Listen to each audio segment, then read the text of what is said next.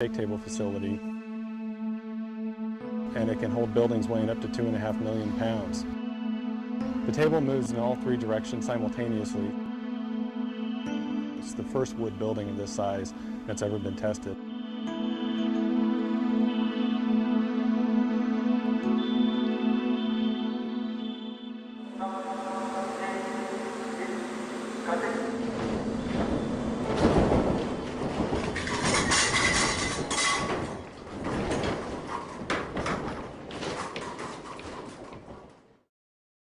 The entire project is called the Nicewood Capstone Test, a project funded by the National Science Foundation. The project is led by Colorado State University, and Simpson was a close technical collaborator. The popularity of mid-rise wood frame construction has soared in urban areas, and so there's not a lot of information on how to design those types of structures. So the information gathered from this testing is going to be absolutely critical.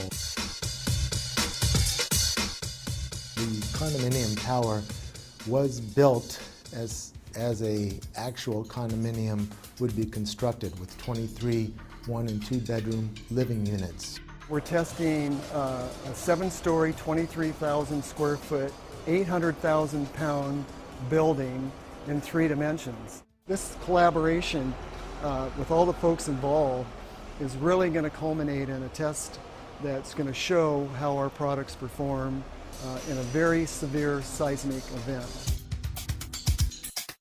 The forces of an earthquake on a structure of this size create a lot of secondary forces inside of the building, and the only way to hold those forces together is with connectors such as the ones that Simpson Strong Tie makes and provides.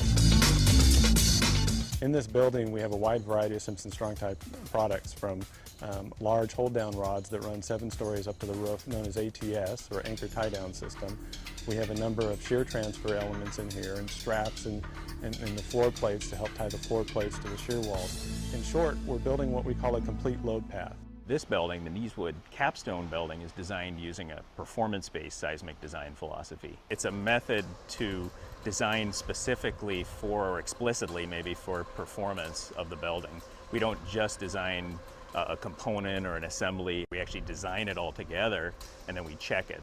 And performance-based design allows us, if we know enough about how the building reacts, to actually select what level of damage we want to see in the building during an earthquake. We're doing a series of tests on this structure so that we can incrementally increase our knowledge as to how the building is responding at different levels of shaking. We're not only going back and forth, side to side, but we're going up and down as well. So we're getting all of the vertical accelerations and lateral accelerations exactly like that Northridge earthquake, but times 1.8.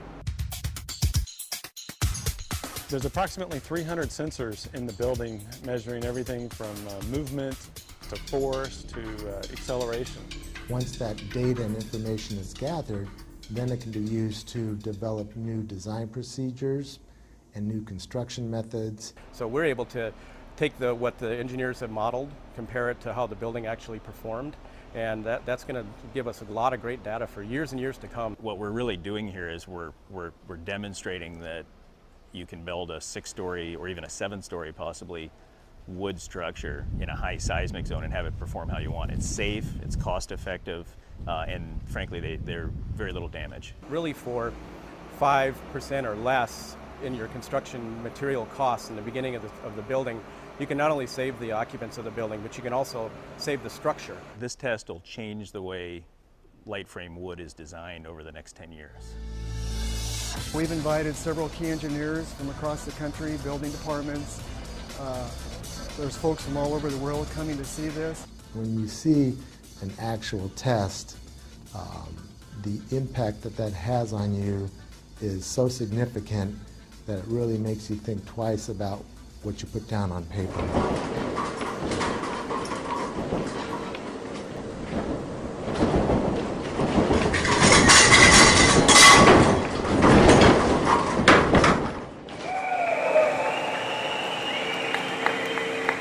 Everything in it worked. There was minimal damage to the inside of the building, minimal damage to the outside of the building. I would say that this testing really does validate the performance-based design concepts developed at the various universities involved in this project. It's phenomenal that we can have a test of this size and magnitude of a building like this and actually get some real test data. Simpson never forgets, and they're always trying to make sure that they're really providing what the structural engineering and construction community needs. And I've always been impressed with taking that extra step to really know the science part of what we do. It's truly unprecedented what they've done today.